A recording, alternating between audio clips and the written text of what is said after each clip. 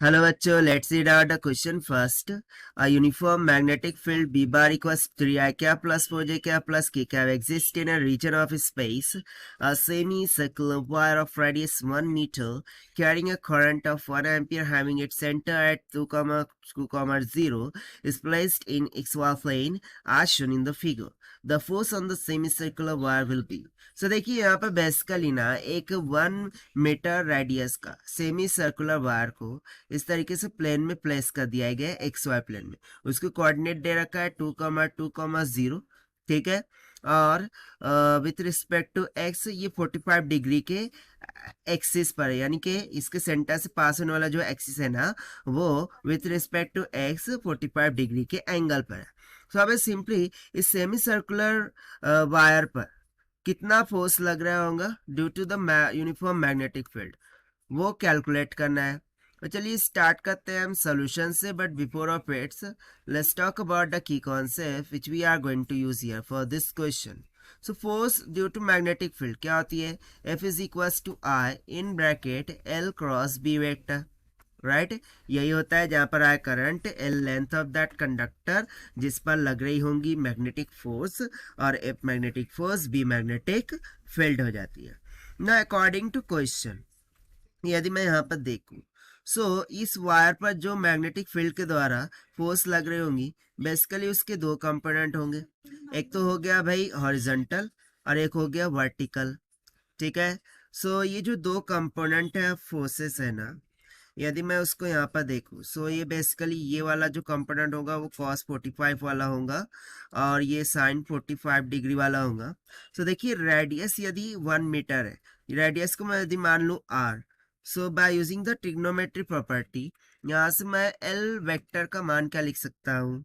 Simply 2 times of r in bracket एक component हो जाएगा cos 45 इंटू आई कैप प्लस सेकंड कंपोनेंट हो जाएगा sin 45 जे कैप के बराबर, ठीक है ना। अब ऐसे क्यों लिया है मैंने? तो देखिए बेसिकली ये सेमी सर्कुलर लूप कंसिडर करूँ उस पर कोई भी एक पॉइंट नहीं है, बेसिकली मुझे ये दो पॉइंट कंसिडर करने होंगे, राइट।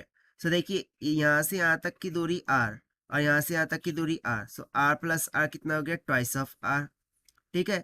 और ये ट्वाइस ऑफ r के लिए मैंने यहाँ पर L वेक्टर का फॉर्मूला लगा दिया है, simple, right. This will be equals to 2 into r का मान है 1 मीटर इन ब्रैकेट cos 45 होता है 1 by under root 2 into I क्या plus sin 45 1 by under root 2 into J क्या हो जाएगा ना। 2 को हम under root 2 into under root 2 लिख सकते हैं, एक अंडर रूट से अंडर रूट 2 कैंसिल हो गया, यानी कि मुझे सिंपली कितना मिल जाएगा? देखिए under root 2 times of I क्या plus under root 2 times of J क्या, ये तो आया है हमारे पास L vector. And according to question magnetic field vector हमें वेक्टर फॉर्म में गिवन है 3i cap plus 4j cap plus k cap के बराबर। बस फिर हमें सभी की सभी वैल्यूज पता है, सब्स्टिट्यूट कीजिए आंसर मिल जाएगा, राइट।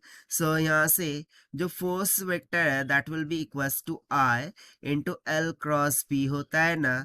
देखिए यहाँ से हम बोल सकते हैं the force F will be equals to ना करंट कितना फ्लो कर रहा है, करंट का मान यहाँ पे दे रखा है, देखिए 1 एम्पियर, राइट। यहाँ पर रख देंगे 1 एम्पियर। और देखिए जब कभी हम दो वेक्टर्स का क्रॉस प्रोडक्ट करते हैं उसके लिए हम यूज करते हैं डिटर्मिनेंट, राइट। यहाँ पर क्वांटिटीज लिखते हैं आई कैप जे कैप के कैप, ठीक है ना, डायरेक्शन वेक्टर्स, राइट। और यहाँ पर हो जाएगा कंपोनेंट ऑफ L। L के कंपोनेंट क्या निकल के आए थे? अंडर रूट टू और के जीरो था, यानी कि के का यहाँ पर टर्म नहीं थी, यानी कि जीरो के कैप होगा, तो इसीलिए जीरो रख दिया। अब बी के कंपोनेंट लिख देते हैं 3 4 एंड 1। चलिए अब इसको है ना हम सॉल्व करते हैं। F will be equals to, तो देखिए सबसे पहले आई कैप के लिए मुझे first row first column eliminate करना होगा।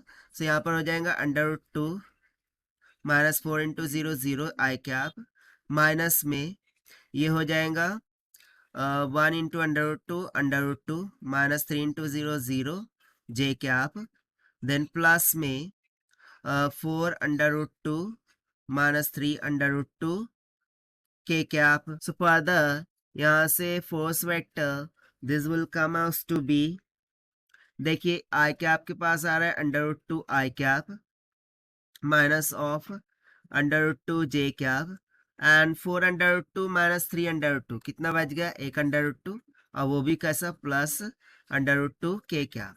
अंडर रूट टू को कॉमन ले लीजिए, सो ब्रैकेट में क्या बच जाएगा, आई कैप माइनस जे कैप प्लस के कैप। और देखिए यही तो हो जाता है हमारा आंसर फॉर दिस क्वेश्चन जो कि हमसे पूछा गया था। And this we have found by using the conceptual formula of magnetic force. Now let us take the option. So option B will become correct. So this is the required solution. I hope you understood well. Best of luck. Thank you.